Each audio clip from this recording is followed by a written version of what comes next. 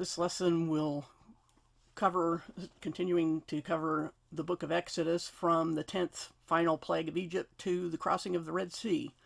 And you can see here in chapter 11 that this one will be the death of all the firstborn in Egypt, from the animals to right into Pharaoh's own son, as payback for the order to murder all the male babies born to the Hebrews, because God reserves the right to avenge. Some people think that's evil, but it's not. It's justice.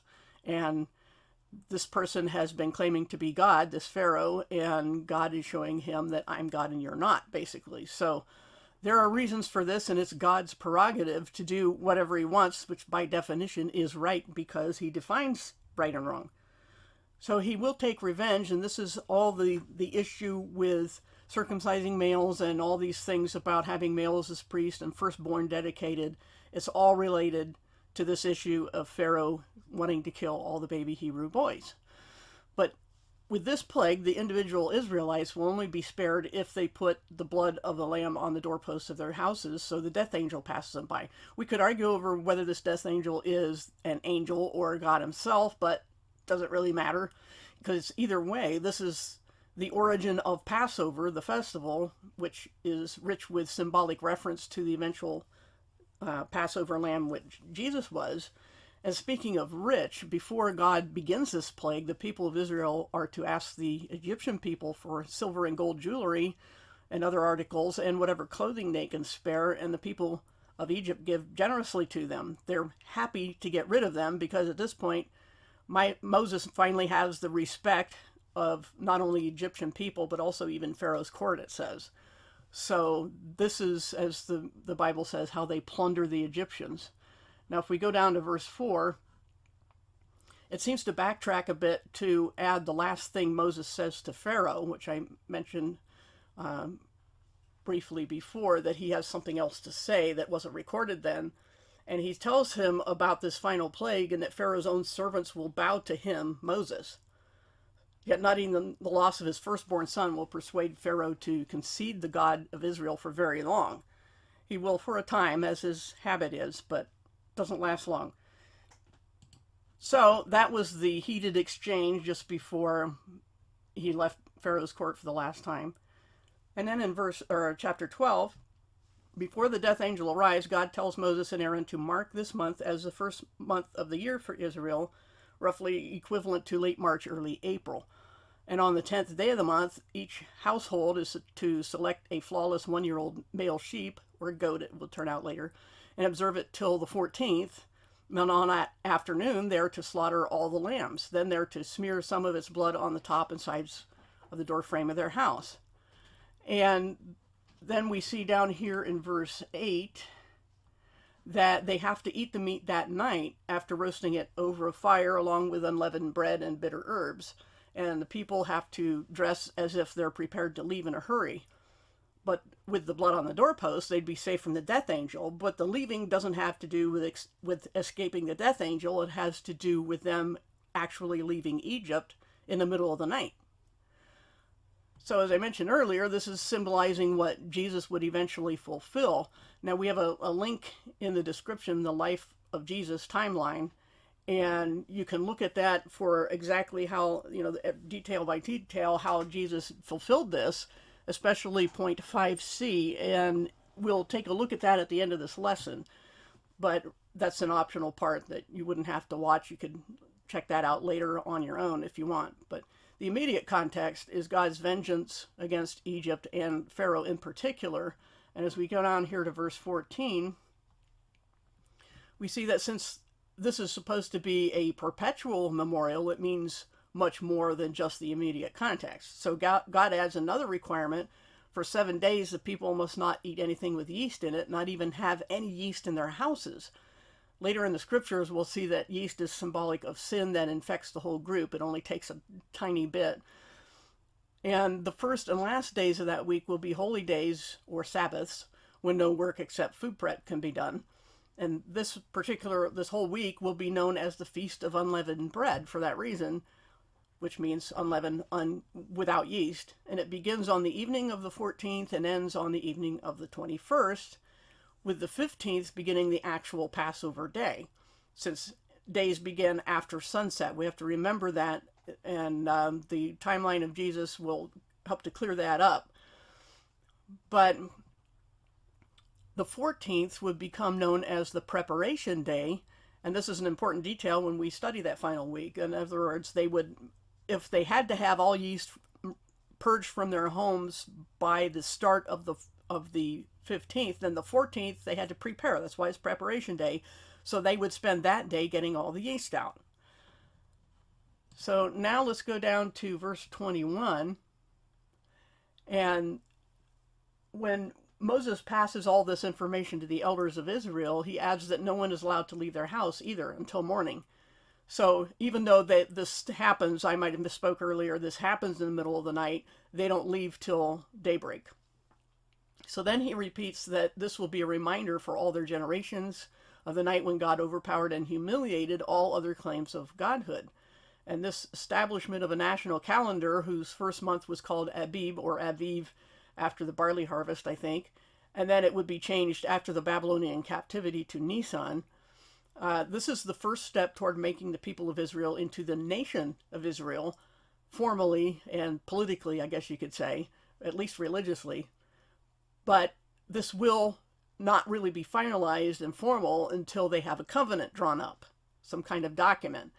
And that won't happen until they reach the mountain that God told Moses he would return to and the people would worship him there. So this takes some time, this whole process. I didn't mean to scroll that. And, well, maybe I did. We're ready to go on to verse 29 anyway. And that's where we see that the death angel arrives in the middle of the night. And by the time it's over, not a single house in Egypt was spared. And finally, Pharaoh lets Israel go, but he still has the gall to ask Moses and Aaron to bless him first. Why he would even try that, I don't know, but at least he has humiliated himself in a way, because he realizes that the lesser is blessed by the greater. And so he's saying, he's been thinking he's a god all this time, and now he's asking for the blessing of Moses and Aaron's God. Now, the rest of the Egyptian people couldn't be more motivated to expel the Hebrews at this point, so they give them anything they want. And again, this is the plundering of Egypt. So now, verse 37, and we see that they finally go, they've got all their plunder, and they go off, and they first go to the city of Ramses. And again, we mentioned that in an earlier lesson, that it didn't mean that Pharaoh Ramses had been alive then, but that Moses is using a more modern name for a place that people would recognize when he actually goes to write this stuff, because he's obviously writing from a future date about the past events. That's why it's called that. And then they go to a place called Sukkoth. I guess that's how you pronounce it. And this is where we mentioned also in an earlier lesson about the 600,000 men of fighting age. And then verse 40 there is another place where Scripture cites the 430 years as how long the Israelites lived in Egypt. But we have to remember to balance this with all the other references, as we saw in the timeline chart from Abraham to Moses. And that time span goes all the way back to when Abraham was given the promise. And he was in Egypt, and then he left, and then he came back. And this passage is treating that all as just a summary time in Egypt. So we have to keep that in mind. And I've lost track of my cursor again. There it is. We're trying to go to verse 43. And that's where God adds another stipulation for the Passover observance. No foreigner is allowed to participate unless the males are circumcised. The meal can't be shared outside the house either, and none of the sheep's bones are to be broken. These will have their final fulfillment at Jesus' crucifixion, which had to happen in Israel, the house, and none of his bones were broken. So, again, there's always reasons for these things. So then we go to chapter 13.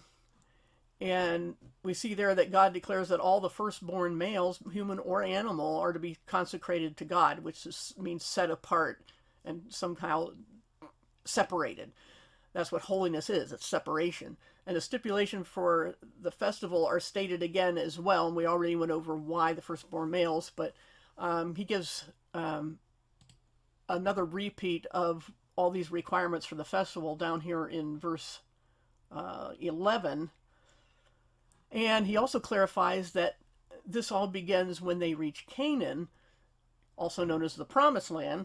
And the reason the firstborn males to belong to God is because of Pharaoh's attempt to kill them all again. So we can't overemphasize that point, that this is the reason for that emphasis on the males is not because of some fleshly superiority or being more human or more preferred by God. It's to symbolize something, and that something was Pharaoh's order to kill all the male babies in Egypt among the Hebrews. So now let's go down to verse 17. And God decides that Israel should not go through the land of the Philistines, even though it was a shorter route to the Promised Land, or they might turn back to Egypt. And that they might also do so if war broke out, since, as if you check Constable's notes, the route was heavily fortified by the Egyptians. They had a route that they guarded, and so it was likely that they would go back to the Egyptian side if a war happened, because they had lived there. And there's an old saying, better the devil you know than the one you don't know. They would go back to Egypt rather than deal with whoever attacked the area. Or if even the Egyptians attacked the area, they would side with them. So God says, no, we're not going that way. And they go toward the wilderness by the Red Sea. And this happens in what the text calls the fifth generation. And again, go back and check that timeline chart. And this is where it says that Moses remembered to bring the bones of the patriarch Joseph along with them. So that is fulfilled. And by day, God would lead them with what is called a pillar of cloud, and by night a pillar of fire. They were probably the same object, because the fire would be less helpful during the day, obviously, and of course at night you wouldn't see the cloud. So it's probably one object, depending on what time of day or night it was. So now we go down to chapter 14, and God sets up basically the final nail in Egypt's coffin. He has Israel camp in such a way that they're strategically trapped between the wilderness and the sea to lure Pharaoh into seizing the opportunity to enslave them again. Because in spite of everything, Pharaoh and his officials can't imagine why they let all those slaves go. And later we'll see that it isn't just the Egyptians who have the memory and sense of a goldfish. But off they go, and with their entire army, and catch up to them at this camp. And of course they think their God is a poor strategist, and they're going to wipe them out, or at least wipe out enough of them that they can take the rest back as slaves again. So now we go down here to verse 10, and it says that the Israelites, in an equally goldfish level reaction, forget all they've just seen God do, and they whine to Moses, so this is why you took us out here to die, because there wasn't room enough for our graves in Egypt. We were better off as slaves than to die out here. Of course, Moses has to remind them not to be such sniveling cowards, but to sit back and watch the show as God takes care of business for them, because this was never about them in the first place as far as conquering and strength and all these things. This was always God's doing, and he was doing it for them, not because they were so awesome, but because God made promises to Abraham, Isaac, and Jacob, and he intends to keep them no matter what. So now we go down to verse 15, and this is where God has Moses hold the staff in his hand over the sea so that people can cross on dry ground. According to Constable's notes, the phrase Yam Soup is not Egyptian for sea of reeds, as a lot of critics claim, which means a shallow marsh. And so they try to say, no, this wasn't a miracle. That's not what it means. It's a Hebrew phrase for the sea at the end. And besides, the entire large and sophisticated army of Egypt would not drown in a marsh, unless we want to say that they were all drooling idiots, which the burden of proof would be on the critics. But God also tells Moses that once Israel begins to cross over, the Egyptians will chase after them, so they know this ahead of time, but it'll be their undoing when they do start to chase in after them. So now at this point, since the Egyptian army has caught up to them and they need a little more time to cross, the pillar of cloud and fire moves between the Israelites and the Egyptian army. So now it's behind the Israelites, and it causes this palpable darkness again and gloom, and it keeps the two groups apart during the night. And then meanwhile, verse 21, Moses does as he's instructed, and God brings a strong wind to make a dry path through the sea. You wonder again why God doesn't just snap his fingers and do this, but he does things the way he decides is the best way to do them, and that's just how it is. It's a miracle either way. And the water forms these walls on either side, and this, of course, would keep Egypt from going around ahead of them and surrounding them. But the people get all across. By morning, the Egyptians see them and commence their pursuit, because now the pillar is apparently not in the way. But God slows them down even more by putting them into a panic, it says, and jamming their chariot wheels. Some translations have that the wheels were coming off. So when they finally realize that God himself is fighting for Israel, they try to retreat. And this is a good thing to remember when people are, in our own daily lives, that when we want to pray for God's mercy or something, we can say, pray about having God put whatever it is into a panic, or having, jamming its chariot wheels. This is just kind of a thing you can remember sometimes. But then we go down to verse 26, and it says that Israel had crossed the sea by this time, and God has Moses hold out the staff again to cause the waters to return. And the next morning, the Israelites could look across and see all the drowned Egyptians on the far shore. No survivors. Everybody's been drowned in the Egyptian army, though it's doubtful that Pharaoh himself had gone with them instead of staying on high ground to direct the assault. That's how you did things in those days.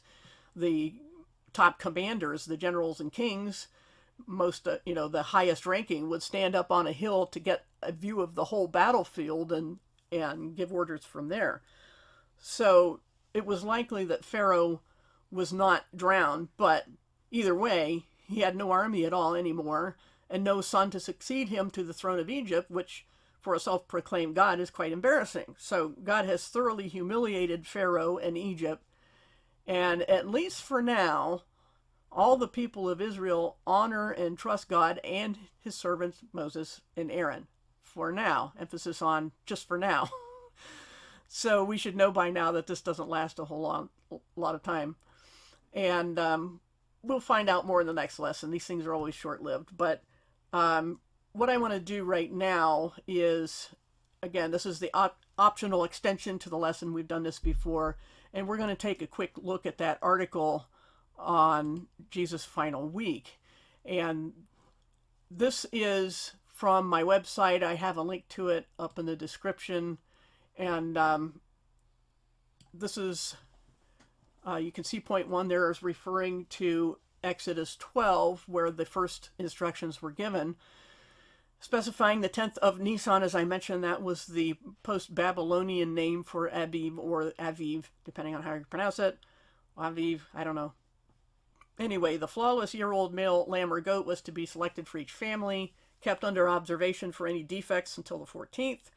And then at twilight, which is a term that could be very loosely interpreted to any time after noon before sunset. So this is when they were to be slaughtered, and then they were to be eaten at sundown. And this marked, as mentioned, the start of a 7-day period, beginning and ending with a Sabbath or sacred assembly, and all these had to be purged. So the 14th was the preparation day, 15th the actual Passover, and the whole festival was called Passover as well. So regardless of the Gregorian calendar dates, we know that it was, as far as the Israeli calendar dates, the 14th was the preparation, the Passover was the 15th.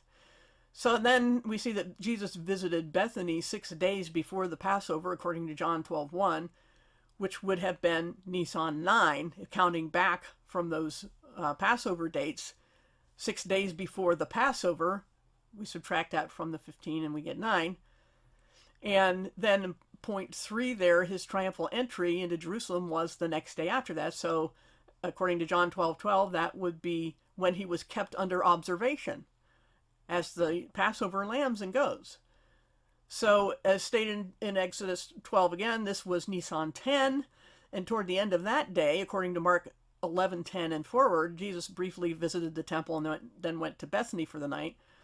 And the next day, Nisan 11, Jesus is driving the merchants from the temple. Now, there's 2 incidences of that, as far as I think the Gospel of John has it, one early and one late here, but that's a topic for another day. Anyway, Nisan 12 is the next day, and that's when the religious leaders begin to strongly challenge Jesus. And according to Mark 14, it says the Passover at that point was 2 days away.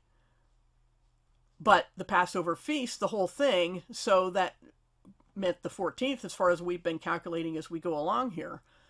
So the preparation day, the 14th, began at sundown with the Last Supper, according to John 13:1. That's the day begins at sundown. We have to remember that, and I'll explain that in a bit.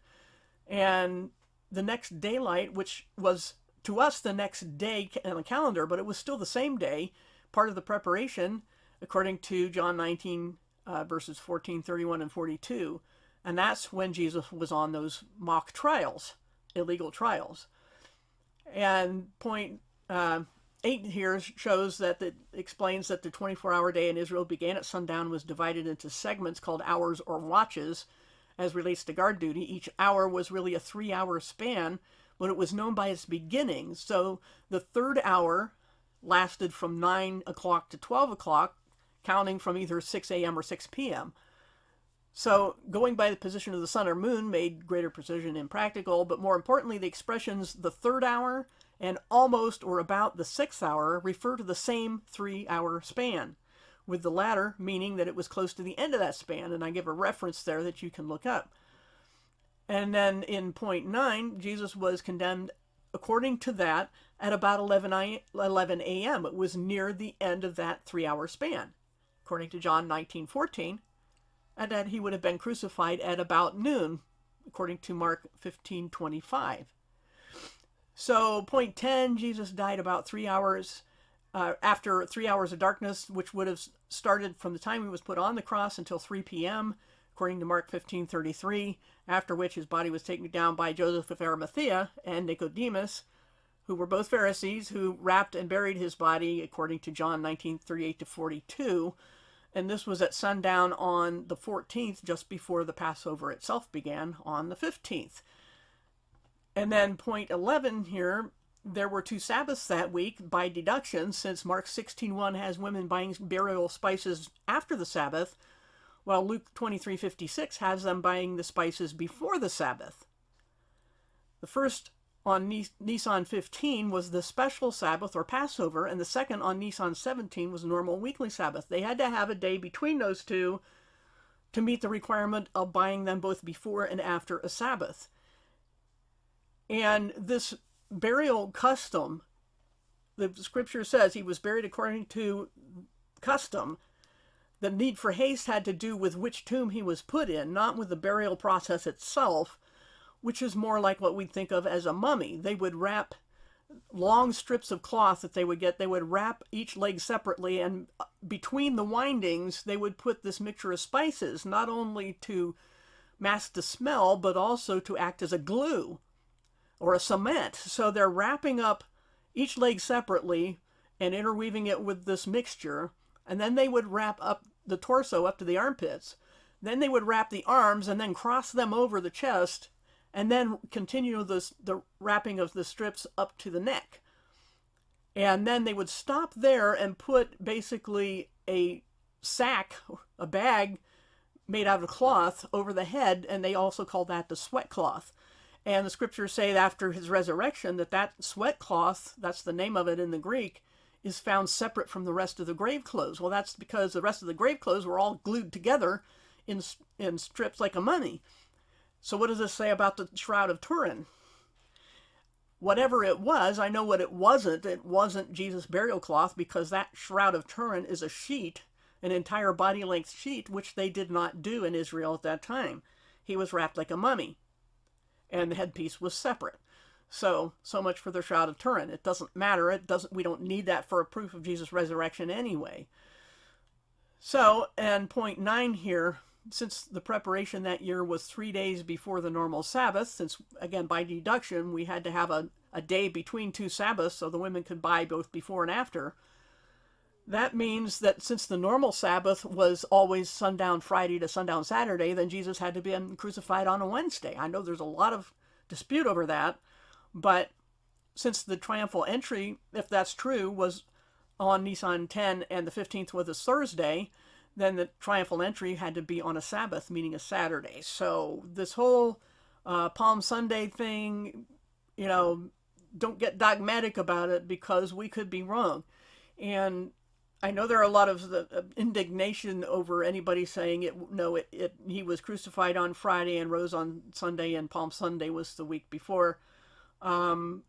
It's not, so to speak, a hill to die on, that, but it is a matter of defending the scriptures against critics if you run into that sort of thing.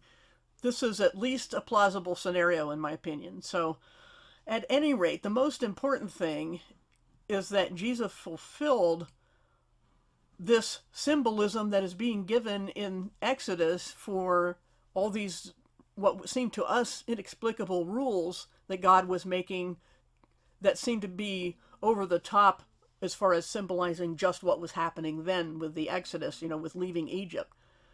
So when we tie these things together as scripture, we see again that they all turn out to have very good reasons for their symbolism.